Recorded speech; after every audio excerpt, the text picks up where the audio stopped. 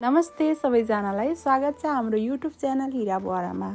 आज फेरि हजुरहरूमा आएको छु हाम्रो भाग 3 लिएर, जसमा चाहिँ हामीले रमाइलो, दुःख पीडा हैन खुसी सबै समेटेको छु। जुन चाहिँ मलाई लाग्छ हजुरले हेरेको त्यो 2 भागहरू भन्दा यो चाहिँ एकदमै खास विशेष हुनेछ। यसमा चाहिँ धेरै दुःख धेरै खुसी दुवै मिक्स छ। त्यही भएर र हस्पिटलबाट आइसकेपछि मलाई चाहिँ मम्मीले रुममा बसाइसकेपछि मम्मी फर्किएर जानुभयो अनि मलाई चाहिँ एकदम धेरै घुटन भइरहेको थियो है। अनि यसरी चाहिँ मम्मी चाहिँ रुमबाट निस्किनु भयो। ल बस्नुहोस् है, राम्ररी गर्नुहोस्, म चाहिँ जान्छु, तिम्रो भाइ उता एक्लै छ भनेर मम्मी निस्किनु भयो है रुमदेखि। अनि पुनमले चाहिँ मम्मीलाई राम्रोसँग पठाइरहेको थियो। पुनम घरमा चाहिँ एउटा हुन्छ नि, एउटा मान्छे चाहिँ यस्तो चाहिन्छ है। हामी चाहिँ भित्र थियौँ है। पुनमले चाहिँ मम्मीलाई पठाएर छिटो भित्र आउनु पाए हुन्थ्यो, दिदीहरू एक्लै छ भित्र भन्ने भइरहेको थियो कि। अनि पुनमले चाहिँ मम्मीलाई पठाइसकेपछि रुममा फर्क्यो। र त्यो दिन फेरि बाबुलाई राति चाहिँ गाह्रो एकदम धेरै पऱ्यो कि। अनि बाबुलाई चाहिँ बाफ दिएर राख्नु भएछ त्यहाँ। धेरैचोटि रातिमा चाहिँ बाफ दिनु भएछ है। अनि धेरै गाह्रो भइसकेपछि धेरै चेकअपहरू गराउनु भएछ। र बाबुलाई चाहिँ हस्पिटलमा राखेकै थियौँ है। अनि के भयो भन्दाखेरि ठ्याक्क भाइटिकाको समय पनि आइरहेको थियो कि। अनि त्यही भएकोले डक्टरहरू पनि उनीहरू छिटो सन्चो भएर घर जान सके भन्ने उहाँहरूले पनि लागिरहेको रहेछ। यो चाहिँ हाम्रो लक्ष्मी पूजा है, दीपावली विशेष लक्ष्मी पूजाको दिन चाहिँ पुनमले पूजाआजा गरेर होइन हामीलाई टिका लगाएर, यो चाहिँ भोलिपल्टको कुरा है। यो चाहिँ मम्मी हस्पिटल गएको दिन त त्यो राति भइहाल्यो। त्यसपछिको दिनमा चाहिँ मलाई एकदम धेरै गाह्रो भयो कि। त्यो दिन चाहिँ हामीले त्यति खासै क्याप्चरहरू गर्न सकिएन। र साँझतिर चाहिँ मलाई चाहिँ गाह्रो भइरहेको थियो। र पनि मलाई के लाग्यो भन्दाखेरि म नहाँसेसम्म, म नबोलेसम्म कोही पनि खुसी हुन्छन् जस्तो लागेन के। अनि मैले हस्पिटलमा बाबुलाई कल गरेँ र कल गरिसकेपछि टिका लगाएँ है। अनि कुरा गरेँ र भोलिपल्ट पनि मलाई अझै गाह्रो भइरहेको थियो कि। मेरो चाहिँ अक्सिजन लेभल फेरि घटिरहेको थियो। अनि घटेको भएर नानीले चाहिँ मलाई अक्सिजन मेसिन चाहिँ हामीले मिलाएर राखेको हुन्छ कि ठ्याक्क कुन कति बेला चाहिन्छ भनेर। हामीलाई चाहिँ कति बेला कस्तो समस्या आइपर्छ थाहा हुँदैन। त्यही भइसकेपछि मलाई चाहिँ एकदम धेरै गाह्रो भइरहेको थियो। मेरो चाहिँ 88 अक्सिजन लेभल पुगिरहेको थियो। र नानीले मलाई अक्सिजन लाएर बाबा पनि घरदेखि आइसक्नु भएको थियो, बाटोमा आउनुहुन्थ्यो र बाबा पनि आउनुभयो। र बाबा आइसकेपछि रुमभित्र पस्नुभयो। बाबा चाहिँ घरदेखि गाडीमा आउनुभयो, 9 घन्टाको यात्रा, त्यो पनि राति आउनुभयो कि बाबा चाहिँ। अनि जस्तो उहाँदेखि चाहिँ भूमिकाको काम सकाएर लगभग 3 बजेतिर हिँड्नुभयो। र त्यो रातभरि हिँड्नुभयो। र त्यो रातभरि हिँडिसकेपछि त्यहाँ पनि आउँदाखेरि धेरै समस्या पऱ्यो भन्दै हुनुहुन्थ्यो कि बाबाले। अनि बाबा चाहिँ रुममा पुग्नुभयो। रुममा पुगेर मलाई के कस्तो छ भनेर हेर्नुभयो। अनि त्यसपछि बाबालाई पनि हस्पिटल बाबुलाई भेट्न जान हतार भएको थियो कि। अनि आमाहरूलाई हेर्नुभयो। अनि हाम्रो बालकृष्णलाई ढोग्नु भयो होइन।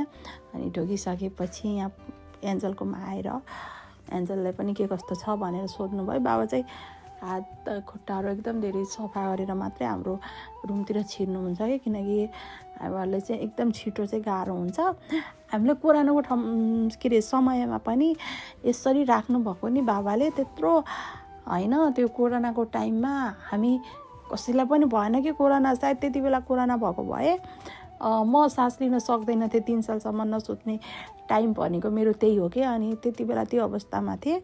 र त्यति बेला पनि बाबाले हामीलाई एकदम केयर गरेर जोगाएर राख्नु भएको थियो कि। अनि त्यसरी राख्नु भएको थियो। अनि बाबा चाहिँ हतारमा हामीहरूलाई भेटेर हस्पिटलको लागि चाहिँ निस्किनु भयो। पुनम चाहिँ हामीसँग थियो है। अनि पठाउ गरेर बाबा पनि हस्पिटलको लागि निस्किनु भयो।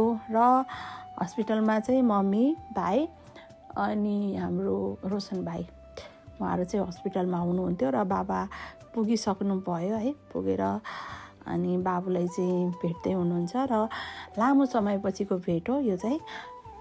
अनि मम्मीले चाहिँ त्यो लक्ष्मी पूजाको दिनको प्रसादहरू होइन टिकाहरू राख्नु भएको थियो। उहाँहरूलाई हामीले पठाएको थियौँ कि घरदेखि बाबु र मम्मीलाई। अनि बाबाको लागि पनि मम्मीले त्यहाँनिर प्रसाद राखिराख्नु भएको रहेछ है। अनि बाबाले के कस्तो छ भनेर भाइलाई हेर्नुभयो र हेरिसकेपछि मम्मी चाहिँ भक्कानो भन्छ नि, एकदमै भक्कानो छोडेर रुन मन लाग्छ कि, किनकि यो बाध्यता हो नि त होइन। यो समयसँग लड्नु जुझ्नु एक्लो बस्नु, कुनै पनि श्रीमान श्रीमती छुट्टिएर बस्न कसैलाई पनि चाहना हुँदैन होइन। हुन त अरू सदस्य पनि घरको छुट्टिन सक्दैन, तर त्यसमा झन् श्रीमान श्रीमती छुट्टिनु भनेको त त्यो चाहिँ एकदम धेरै गाह्रो कुरा नै हो है। अनि त्यही भएको हुनाले होइन, त्यसमा अब श्रीमान श्रीमती छुट्टिएर बस्नुपर्ने, टाढा बस्नुपर्ने, त्यो हाम्रो समयले दिएको एउटा परीक्षा हो क्या, लिएको परीक्षा। किनकि 3-3जना बिरामी होइन, आमा बुवाको के सपना थियो हामीलाई लिएर, के सोच्नु भएको थियो, यो उमेरमा उहाँहरू कस्तो अवस्थामा हुन्थे है। हामी राम्रो भएको भए अहिले त हामी कमाउने रमाउने होइन हुन्छ नि, अब आफ्नो घरबार बनाउने समय हो नि त। तर हामी चाहिँ समयले गर्दाखेरि हस्पिटलको बेडमा, रुमको बेडमा थन्किएर बसिरहेछौँ नि त। हामी धेरै जाने भनेको हस्पिटलसम्म र आएर रुममा हो नि त बस्ने। जस्तै बाबु यो ठाउँमा बसेको छ, यहाँदेखि बाबु अरूले हल्लाएनसम्म हल्लिन पनि सक्दैन। बाबुको अङ्गहरू चाहिँ जहाँनिर टेकिएको छ त्यो त्यहीँनिर टेकिरा हुन्छ, पोल्छ, दुख्छ होइन, गाह्रो हुन्छ। तर पनि अब त्यो गाह्रो भयो, दुख्यो, पोल्यो भनेर पनि हामी जताउन सक्ने, बताउन सक्ने अवस्थामा छैनौँ कि, किनकि टच गर्न सक्दैनौँ, हल्लाउन सक्दैनौँ, दुख्छ पोल्छ सबै थाहा हुन्छ होइन। त्यही भएर त्यो कुराहरू धेरै छ र केही भएन। अनि त्यसपछि बाबाले चाहिँ हस्पिटल जाँदासम्म चाहिँ अब भाइटिकाको दिन 1 दिन मात्रै बाँकी थियो है आउन। अनि त्यही भएको हुनाले बाबुलाई पनि डिस्चार्ज गरियो त्यो दिन। अनि बाबुलाई डिस्चार्ज गरिसकेपछि बाबा पनि पुग्नु भएको कि, डिस्चार्ज भन्दाखेरि त्यहाँ सबै पेपरहरू रेडी भइसकेको थियो। अनि बाबा पुग्नु भयो र पुगिसकेपछि बाबुको के कुराहरू औषधि लिने यताउता के गर्ने थियो त्यो गरिसकेपछि बाबा गइसकेपछि रोशन अनि बाबा मम्मी होइन 3जना नै लाएर बाबुलाई चाहिँ घरमा ल्याउनु भयो हस्पिटलको काम सकाएर। अनि यस्तो छ कि मतलब हाम्रो शरीर चाहिँ बाबाले मात्रै चलाउन सक्ने शरीर पनि छैन कि। मम्मीले सबै रेडी गरिदिइसकेपछि बल्ल बल्ल बाबाले थाहा पाउनुहुन्छ कि यसरी गर्नु पर्छ भनेर। अनि बाबुलाई चाहिँ व्हिलचेयरमा बसाउँदा नि मिल्दैन कि, यो खुट्टाहरू चाहिँ तल झारेर राख्न मिल्दैन, त्यो घुँडाहरू यसरी दुख्छ कि पुरै निक्लिरहेछ कि, एक अर्कादेखि चाहिँ त्यहाँ निस्किरहेछ जस्तो गरेर दुख्छ कि। किन भन्दाखेरि हाम्रो मासुहरू सुकिसक्यो है, नसाहरू सुकिरहेछ र हड्डीहरू भनेको त्यो हुन्छ नि अलि दुखेको फिल हुने मासु मात्रै बचेको छ क्या, प्रायः चाहिँ हड्डीहरू ठोक्किने अवस्थामा छ। अनि त्यो भएको हुनाले हड्डीहरू चाहिँ गाह्रो भएको हुन्छ, जोड्नीहरू दुखेको हुन्छ होइन। यो हाम्रो मासु चाहिँ सिर्का के रेसादार भइसकेको हुन्छ होइन। त्यही भएर मासुमा चाहिँ त्यो हुन्छ नि बाक्लो के भन्छ त्यसलाई, यस्तो के रेसादार भएको हुनाले जाली जस्तो भएको हुन्छ क्या हाम्रो मासुहरू चाहिँ। अनि त्यही भएर चाहिँ एकदम धेरै गाह्रो हुन्छ। धन्न यो व्हिलचेयरमा चाहिँ बाबुलाई बसाउन सकिरहेको छ यति भए पनि, र यो व्हिलचेयर पनि धेरै प्रयासपछि हामीले भेटाउन सकेको हो। र थ्याङ्क यू सो मच उहाँ दाइलाई पनि है। उहाँ दाइले कता कुरा गरेर हामीलाई चाहिँ एक ठाउँबाट चाहिँ हामीलाई खासमा भन्नुपर्दा एउटा ब्याङ्कको मार्फत चाहिँ किनेर हामीले व्हिलचेयर दिएको हो यो चाहिँ है। दाइले कुरा राखिसकेपछि यस्तो 3जना छन् भनेर कुरा राखिसकेपछि हामीलाई चाहिँ किनेर चाहिँ ब्याङ्कले दिएको व्हिलचेयर हो। र त्यो ब्याङ्कलाई पनि एकदम धेरै धन्यवाद छ। र बाबुलाई चाहिँ यो व्हिलचेयर आएदेखि चाहिँ अलि बेर व्हिलचेयरमा बस्न मिल्ने भएको हो क्या। अनि यहाँदेखि चाहिँ हस्पिटलदेखि बाबा र मम्मी निस्किनु भयो होइन। अनि निस्किसकेपछि बाबा पनि अब भोकै हुनुहुन्थ्यो क्या। आउँदाखेरि अब बाटोमा खै खायो कि खाएन थाहा थिएन, तर साँझ थाहा पाएँ कि बाबा पनि भोकै हुनुहुन्थ्यो भनेर होइन। अनि सबै कुराहरू हस्पिटलको सकाएर घर आउनु भयो। घर आउँदाखेरि चाहिँ बाबु यस्तो क्या, हामीहरू भने नि सानो कुरामा खुसी हुने मान्छे क्या। हामीले चाहिँ कुनै खुसी हुनको लागि ठुलो कुरा चाहिँदैन। हामी जति पीडामा भए पनि हाँस्न चाहिँ सक्छौँ कि, हामी जति गाह्रो भइरह भए पनि खुसी हुन सक्छौँ। यहाँनिर चाहिँ बाबुको मम्मीको होइन भिडियोहरू फोटोहरू क्लिपहरू गरेछ क्या यहाँनिर। अनि गरेर चाहिँ जे होस् रमाइलो गर्दै त्यो दिन चाहिँ अलि बाबुलाई सजिलै भएको थियो क्या। अब चाहिँ ठिक हुन्छ होला जस्तो लाग्थ्यो हामीलाई, तर ठिक चाहिँ भएन के।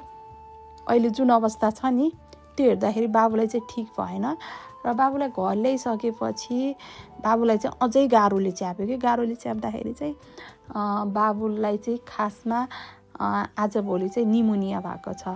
र मस्कुलर डिस्ट्रफीले जब संसार छोड्छ र छोड्ने बेला हुने समस्या भनेको यही हो क्या। फोक्सोले चाहिँ काम गर्न छोड्छ अनि निमोनिया हुन्छ होइन, जसको कारण चाहिँ सास लिन एकदम धेरै गाह्रो हुन्छ। किनकि हाम्रो छातीको मसल्सहरू पनि कमजोर भइसकेको हुन्छ। मतलब पहिला बाहिर शरीरको ठुलो ठुलो मसल्सहरू कमजोर हुन्छ होइन, त्यसपछि छातीको पनि कमजोर हुन्छ। र यसरी बल्ल तल्ल गरेर गाडीमा बाबुलाई चाहिँ यसरी बसाउन मिल्दैन र पनि उनीहरूले जुगाट गरेर होइन कसरी बसाउने के गर्ने भनेर जे जस्तो गरेर भए पनि घरसम्म पुगाउनु भयो। तर हामीलाई चाहिँ यो समयमा भूमिका चाहिँ एकदम धेरै याद आउँछ क्या। किनकि उसले चाहिँ कतिपय कुराहरू हामीले नभनिकन नै थाहा पाएको हुन्थ्यो कि यसरी गर्नुपर्छ, यो गर्नुपर्छ, यति गर्नुपर्छ भनेर। तर आमा बुवालाई चाहिँ भन्नुपर्छ क्या, नभनी चाहिँ उनीहरूलाई बुझ्न सक्नुहुन्न। सायद त्यो एजको डिफ्रेन्टली पनि होला होइन, एज नमिलेर पनि होला। कतिपय कुराहरू चाहिँ बल्ल बल्ल सम्झाउनु पर्छ क्या आमा बुवालाई।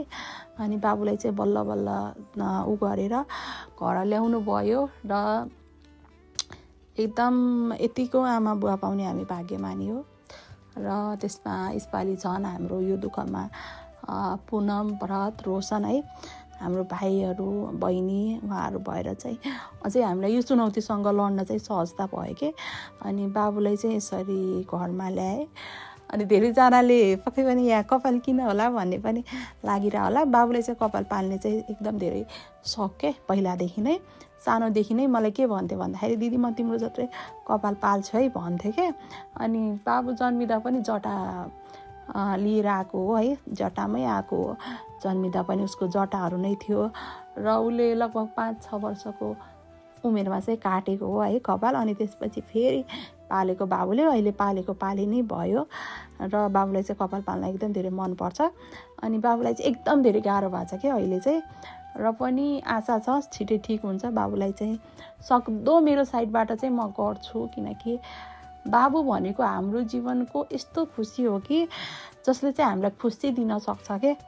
ऊ हाम्रो जीवनमा रहन्जेलसम्म चाहिँ हामी खुसी हुन सक्छौँ जुन अवस्थामा पनि। तर भोलिको दिनमा होइन के हुन्छ कस्तो हुन्छ त्यो त थाहा हुँदैन होइन। अगाडि पछाडि को जान्छ, कसको भागमा कति लेखेर आएको छ भन्ने त्यो कुरा थाहा हुँदैन। के थाहा भोलिको दिनमा हामी सबै गएर बाबु एक्लै पनि हुनसक्छ होइन।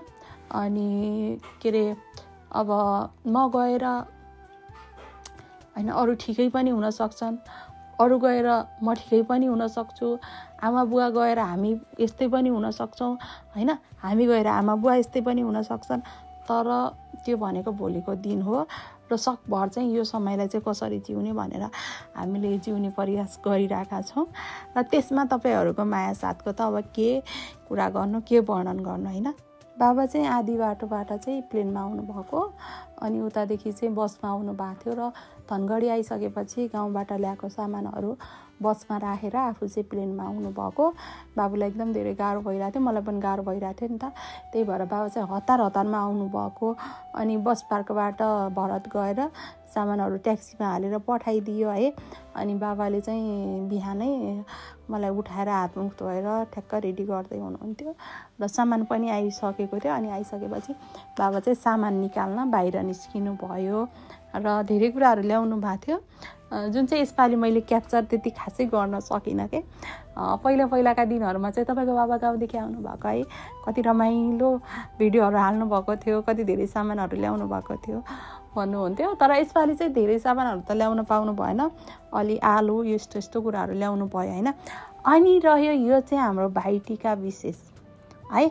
यो दिन चाहिँ बाबुलाई गाह्रो भएको थियो, बिहान चाहिँ हाम्रो सबैको रुवाबासी नै भयो भनौँ न। एकदम धेरै स्याड थियौँ है, के गर्ने कस्तो गर्ने भइरहेको थियो। र एकछिनपछि चाहिँ हामीलाई लाग्यो कि यो समयलाई इन्जोय गर्ने हो, यो समय हामीले जिउने हो। कहिले पो हाम्रो जीवन सुखी शान्त खुसीमय थियो होइन? त्यसलाई त हामीले बनाएको हो नि त होइन? जे जति बनाएका थियौँ त्यसलाई त हामीले बनाएको भन्ने लाग्यो। अनि हामीले चाहिँ भाइटिका मनायौँ।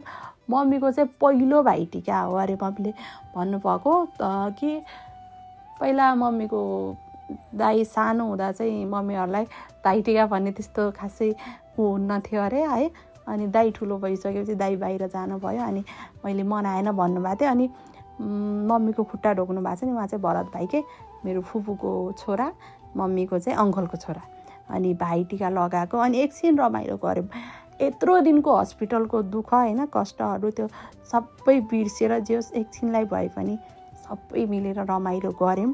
र मम्मीको थकावटलाई चाहिँ हामीले पनि कम गऱ्यौँ कि यही हो कि हामीले भनेको गाह्रो कति छ अप्ठ्यारो कति छ भन्ने कुरा हेर्ने होइन कि त्यो गाह्रो अप्ठ्यारोमा चाहिँ हामी कति रमाउन सक्छौँ त्यो कुरा हेर्ने हो नि त। अनि यो चाहिँ रह्यो काठमाडौँ सहर र यो सहरमा चाहिँ कति धेरै दुःख पीडा कष्टहरू भएको जीवनहरू पनि छन्, कति धेरै खुसी ऐस आरामले जिएको होइन जीवन पनि लिएर बसेका छन्।